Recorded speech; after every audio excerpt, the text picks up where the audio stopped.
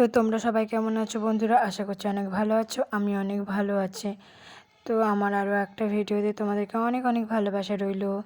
তো আজকের দিনটা ছিল শনিবার দিন। তো রাত্রের বেলায় ভাবছিলাম কি করব। তো ভাবলাম কি যে দলি আর খিচুড়ি বানিয়ে নিই। তো সেটাই করা শুরু করে দিয়েছি। দেখো, তো সেটা একটু তেলের উপরে দিয়ে দিলাম, তলিয়াটাকে দিয়ে নাড়িয়ে চাড়িয়ে নিলাম, কাঁচা গ্যাসটা যেন না থাকে তার জন্য। তারপর এই দেখো জল দিয়ে দিলাম একটু সেদ্ধ হওয়ার জন্য।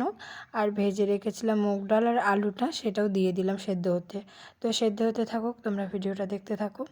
তো তারপরে দেখো ছোকে দিয়ে দিয়েছি 5 ফোড়ন, শুকনো লঙ্কা, তেজপাতা, ভালো করে একটু ফোড়নটা কড়া করে নিয়েছি।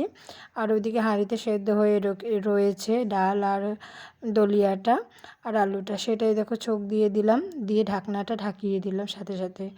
তো আমাদের খিচুড়ি তো এদিকে কমপ্লিট। তারপরে যেমন চলে এসেছে দেখো, লম্বা লম্বা করে বেগুন কেটে রেখেছিলাম, সেই বেগুনগুলো দিয়ে দিলাম তেলের উপরে। সেই বেগুনি ভাজা দিয়ে তো দারুণ লাগবে খেতে, তাই না খিচুড়িটা?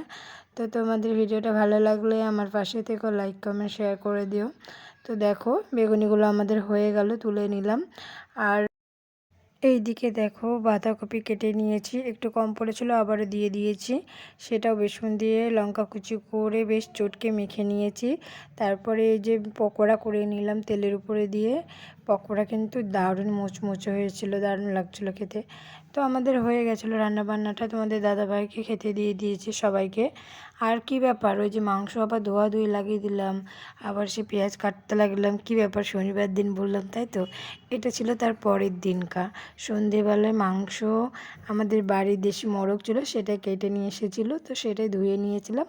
তারপরে বাকি ছিল গুছিয়ে নিচ্ছিলাম, যে পেঁয়াজটা কেটে দিলাম। তারপরে মা ওই যে মশলা তেল সব কিছু ঠিক মতন পরিমাণ মতন দিয়ে দিল, দিয়েই তোমার কুকারে চাপিয়ে দিবে আর কি।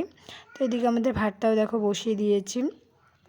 তো এই মশলা দিচ্ছে এখন, এই দেখো তেল টেল সব তো দিয়ে দিয়েছে, সেগুলো এখন ভালো করে পরিমাণ লবণ দিল, ভালো করে মাখিয়ে নেবে। মাখিয়ে সুন্দর মতো মাখালে পরে না মাংসটা ম্যারিনেটটা ভালো হয়। তো যাই হোক, তো এই দেখো মাংসটা আমাদের সুন্দর করে মাখিয়ে নিল। তারপরে এবার প্রেশার কুকারে দিয়ে দিবে, যেহেতু এটা দেশি মোরগ ছিল, হ্যাঁ, তো একটু সেদ্ধ হওয়ার ব্যাপার থাকে সেই জন্য।